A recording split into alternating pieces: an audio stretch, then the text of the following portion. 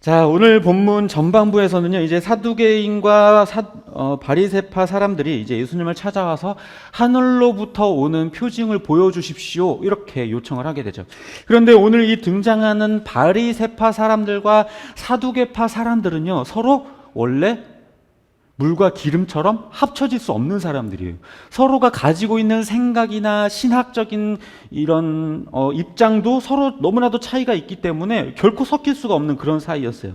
하지만 공동의 하나의 목적이 있었는데, 그게 뭐냐면 공공의 적인 이 예수를 제거하는 거였어요.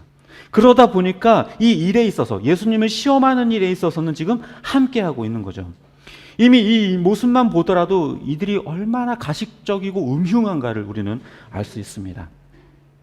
이제 이들이 예수님께 찾아와 하늘로부터 오는 표징을 보여달라고 요구를 하는데, 이 예수님께서는 뭐라고 이야기를 하냐면, 야, 니네 하늘로부터 오는 표징? 야, 너네 하늘을 바라보면서 아, 오늘은 날씨가 좋겠구나, 나쁘겠구나, 이런 것들 판단하지 않냐? 아니, 도대체 뭐 하늘로부터 오는 무슨 징조를 보여달라고 하냐? 이 시대의 징조를 왜 깨닫지 못하냐? 이런 이야기들을 합니다.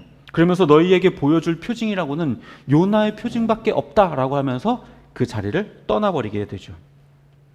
그들은 아마도 예수님께서 이것이 하늘로부터 오는 표징이다 라고 하면서 뭔가 보여주시기를 기대했을지도 모르겠어요. 그래서 이걸 통해서 과연 메시아가 맞나 안 맞나 시험해보고, 아니라고 하면 뭔가 꼬투리를 잡아서 뭔가 예수님을 해코지할 그럴 마음을 가지고 있었겠죠. 그런데 예수님은요, 그냥 매몰차게 거절하고 자리를 떠나버리셨어요.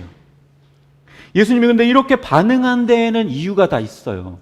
왜냐하면 그들이 예수님께 찾아와서 이런 표징을 요청한 것은 정말로 예수님을 잘 믿어보려고 하는 그 믿음에서 출발한 것이 아니라 오히려 무엇 때문에? 예수님을 시험하려고, 꼬투리 잡고 넘어뜨리려고, 의심에서부터 출발했던 겁니다. 그들은요, 단 한 번도 마음을 열고 예수님을 이해하고 받아들이고 믿어보려고 하지 않았어요. 어떻게 하면 예수를 죽여버릴까? 어떻게 하면 없애버릴까? 어떻게 하면 우리의 자리를 위협하는 저 사람을 제거할까? 이런 생각들로만 가득했어요. 그러니 어떻게 예수님의 말씀이나 이런 기적 같은 것들이 눈에 들어오고 귀에 들어올 수가 있겠습니까? 그들은 그렇게 율법의 형식에 얽매여서 이 율법의 본질은 보지 못하고 그 율법의 형식을 가지고 예수님을 판단하고 비판하면서 그렇게 제거하려고만 했던 거죠. 자기들의 눈에 볼 때는요, 이 예수라고 하는 인물은 자기들의 기득권을 빼앗고 자기들을 비난하고 있기 때문에 너무나도 못마땅한 존재였어요. 자기들이 생각하는 그 율법의 기준이 있는데 예수가 그걸 너무 무시하고 비난하니까 그게 너무나도 화가 났던 거예요. 마치 예수님의 그 행동이 자기들이 믿고 따르고 있는 이 율법을 완전히 다 무너뜨리고 파괴하는 것처럼 보였어요. 그렇게 되면 이들은 자기들의 삶의 동력을 다 잃어버리게 되는 거예요. 자기들의 삶의 모든 동력들은 이 율법을 지키고 행하는 것에 있는데 이것이 다 과거가 부정돼 버리는 일이 생겨버리기 때문에 그들은 어떻게 하면 예수를 죽일까를 고민했던 겁니다. 그래서 그들은 그렇게 본질을 깨닫지 못하고 자꾸만 형식에만 붙들려 있었던 거예요. 또 후반부에서는요, 이제 제자들이 빵을 챙겨오지 못한 상황에서 예수님이 이런 말씀을 하시죠. 갑자기 제자들은 아무 생각도 안 하고 있는데, 얘들아, 바리새인과 사두개인의 누룩을 조심해라. 그러니까 이제 제자들이 이제야 딱, 아이고, 우리가 빵 안 갖고 왔구나, 빵 안 가지고 왔다고 예수님이 우리한테 뭐라고 하려나 보다 하면서 긴장한 채 예수님을 바라보고 있었던 거예요.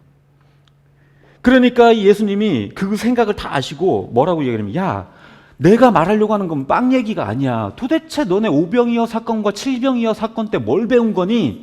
내가 말하는 건 먹는 빵을 이야기하는 게 아니야. 바리새인과 사두개인의 누룩을 조심하라고 이렇게 얘기를 하는 거죠.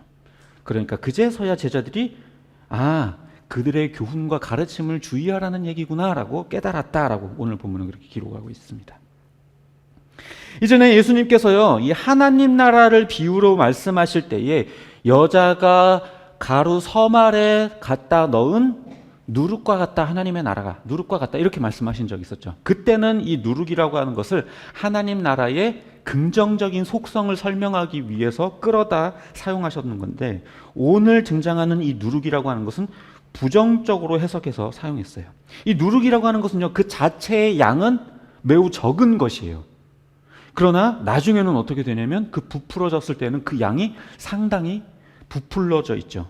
원래의 반죽에 화학적 변화를 일으키고 부풀게 만들어요. 그것이 좋게 해석되면 하나님의 나라는 그렇게 성장한다, 눈에 띄게 성장한다라는 의미로 해석이 될 수 있겠지만, 부정적인 의미로 쓰인다고 한다면 이것이 변질시키고 부풀리는 그런 나쁜 모습이 있다라고 해석될 수 있는 거죠.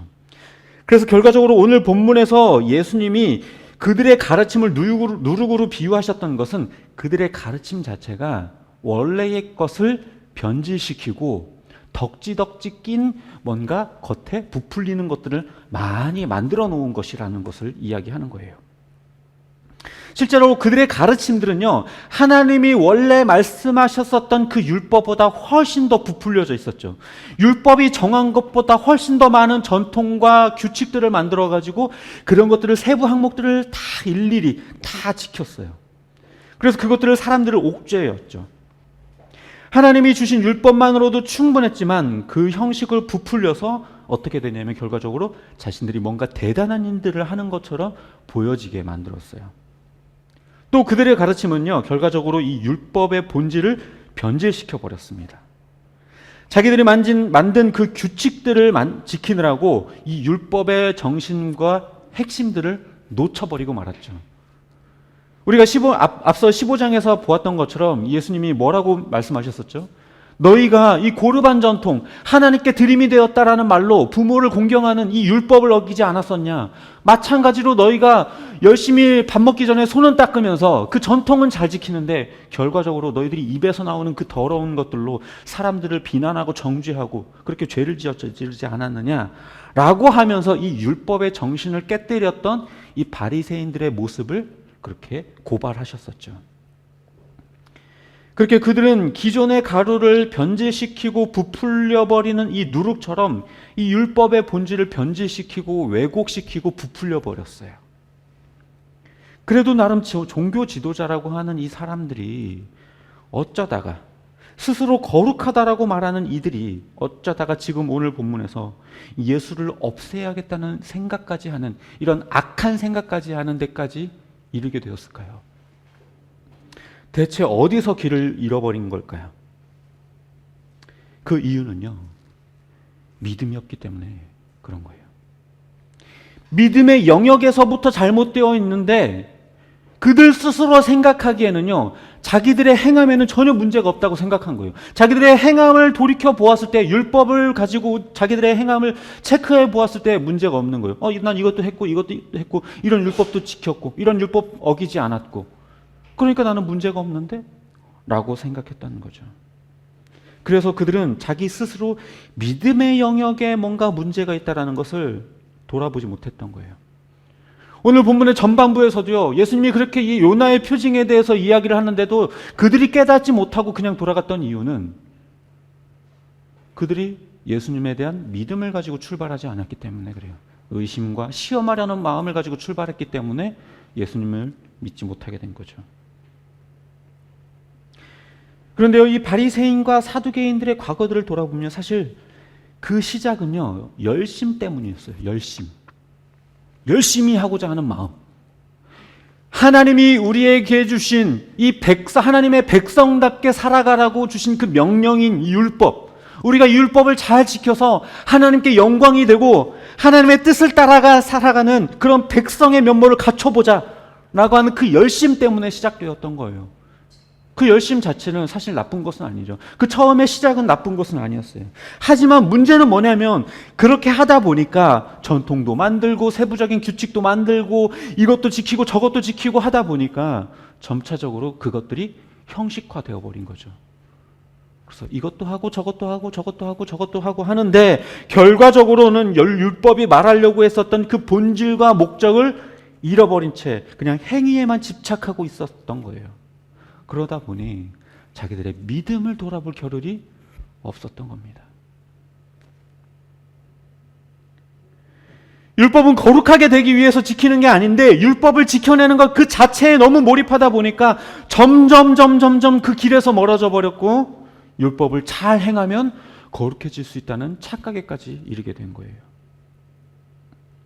그러면서 자기들의 열심을 다른 사람들의 행위와 비교하면서 율법을 행하는 것에 열심을 내지 않는 그 사람들을 정죄하고 비난하고 나와 비교하고 자기들의 행위를 드러내며 자랑하게 된 겁니다. 그러다 보니까 이 예수님의 말과 행동은 자기들이 그렇게나 목숨 걸고 지키려고 했었던 그 율법의 기준에서 보았을 때에 상당히 잘못된 것이라고 판단 내리게 된 거죠. 그러다 보니 그 너무나도 강한 이 율법에 대한 너무 강한 열심이 이 예수를 죽이고자 하는 그 악한 생각을 품는 데까지 가고 말게 된 겁니다. 처음에는 별 차이가 아니라고 느꼈을 거예요. 율법의 의도와 목적도 모르고 알고 이런 건 상관없이 그런 것들 중요하게 인지하지도 못했을 거고 그냥 잘 지키기만 하면 된다라는 생각도 했을 겁니다. 그러나 이 살인자의 마음을 갖기까지 아주 처음에는 작았던 그 틈이 점점 벌어져서 완전히 길을 잃어버리는 그런 상황까지 이르게 된 거죠. 지금 우리도 마찬가지입니다. 교회를 다니고요, 설교를 듣고 예배를 드리지만 어려서부터 해오던 습관과 형식 때문에 그냥 행하는 것뿐 그걸 왜 해야 되는 건지 어떻게 해야 올바른 것인지에 대한 고민과 진지한 생각이 없어요. 큐티를 하든 통독을 하든 기도를 하든 헌금을 하든 그것이 하나님을 더 알아가기 위한 것이 되고 하나님께 대한 감사가 되어야 하는데 그런 것들은 다 빠져버린 채 그 의미와 목적은 사라지고 그냥 종교적인 행위만 남아가지고 예배 잘 드렸고 헌금했고 했냐 안 했냐 이것으로만 그냥 판단해버리는 우리가 되어버리고 있죠. 처음에는요, 신앙생활 잘해보겠다는 그런 열심 때문에 작정 기도도 하고 큐티도 하고 성경 통독도 하고 필사도 하고 새벽 예배도 하고 했겠죠. 처음에 그 열심이 잘못된 건 아니에요. 하지만 그게 가면 갈수록 그 열심이 결과적으로 본질을 삼켜버리고 마는 거죠. 그러다 보면 내 의지와 노력으로 이뤄낸 것들, 내가 성경 통독 10독, 100독 했다. 교회에서 상도 주고 집에다가 상도 이렇게 진열해 놓고 100독 기념, 필사 성경 교회에다 딱 진열해 주고 교회 자랑거리로, 그러면 뭔가 해낸 것 같고 뿌듯함이 생기고 인스타나 페북에 사진 찰칵 올려가지고 자랑거리가 하나 생겨버리고, 그걸 왜 했는지 무엇을 위해 했는지는 빠져버린 채 해낸 것에 대한 뿌듯함만 남아버리는 거예요. 그러다 보면 이제껏 내가 한 게 있는데 아까워서라도 해야지. 안 하는 사람들을 정죄하기 시작하고요. 너와 나 사이에 차이를 두고 싶어져요. 그러면은요, 진짜 길을 잃어버리는 상황이 됩니다. 믿음의 영역을 체크해야 되는데 계속 행위를 체크하는 거예요. 오늘 큐티를 빼먹어서 그런가? 기도를 빼먹어서 그런가? 오늘 거짓말을 해서 그런가? 예배를 빠져서 그런가?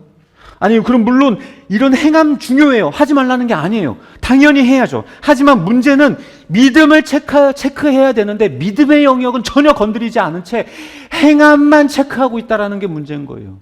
바리새인들처럼 사두개인처럼 내가 율법을 잘 지키고 있나 이것만 체크하고 율법의 본질과 율법의 목적이 무엇인지, 하나님이 우리에게 이 율법을 왜 주셨는지에 대한 생각은 하지 않고 있는 거예요. 그러니 어떻게 예수님에 대한 믿음이 자라날 수 있겠습니까? 자꾸 행함에 얽매이고 형식에 얽매이고 있는데, 내가 기도하지 못하고 예배에 감격이 없고 헌금에 진실함이 없는 거는요, 예배의 형태의 문제가 아니고요, 기도의 양의 문제가 아니고 헌금의 그 액수의 문제가 아니에요. 믿음의 문제입니다. 예배에 감격이 없다고요? 목사님의 설교가 잘못됐나? 예배의 형태가 뭔가 잘못됐나? 아니요.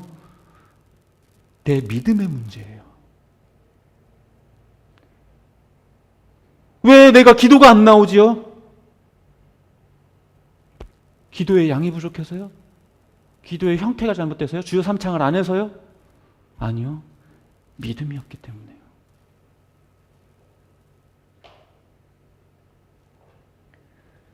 그 뿌리가 썩어가고 있는데 이파리가 시드는 걸 보고 이파리만 그냥 물로 잘 닦아주면 되겠지.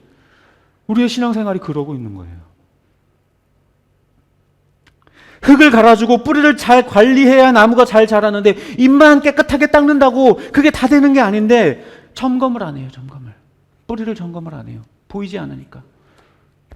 보이는 것만, 보이는 이파리만 무성하게 자라면서 아, 잘 자라고 있나 보다. 뿌리는 썩어가고 있는데. 뿌리를 점검하지 않으니까 계속해서 길을 잃어버리고 너무 멀리 와서 처음이 어디였는지조차 까먹게 되는 거예요. 자신들이 왜 율법을 이렇게나 철저하게 지키고 행함에 몰두하고 있는지 그 처음을 잃어버리니까 예수를 죽이려고 하는 그 마음까지 품게 되는 거예요. 우리가 믿음의 영역을 체크하지 않으니까 자꾸만 행위 위주로만 체크하니까 남을 정죄하고 비판하고 내가 하지 않는 부분에 대해서 자꾸 체크하고 내가 한 것을 가지고 자랑하고 그렇게 되어지는 겁니다. 그런 말이 있어요. 생각하고 살지 않으면 사는 대로 생각한다. 이건 성경에 나오는 말은 아니지만 정말 진리 같아요. 우리가 믿음의 영역을 체크하지 않으면요, 행하는 게 전부라고 착각해요. 행하는 게 믿음이라고 착각해요. 내가 오늘 예배 드렸으니까, 예배 참석했으니까, 찬양 불렀으니까 내가 하나님을 높여드렸겠지.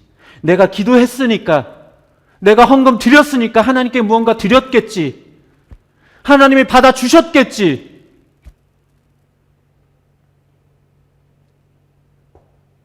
내가 성경 통독했으니까, 내가 성경 백독했으니까 하나님에 대해서 누구보다 더 잘 알겠지.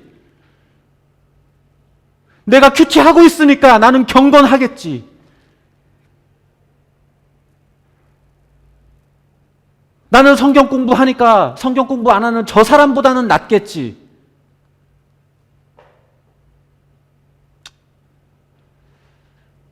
죄송하지만 아닙니다.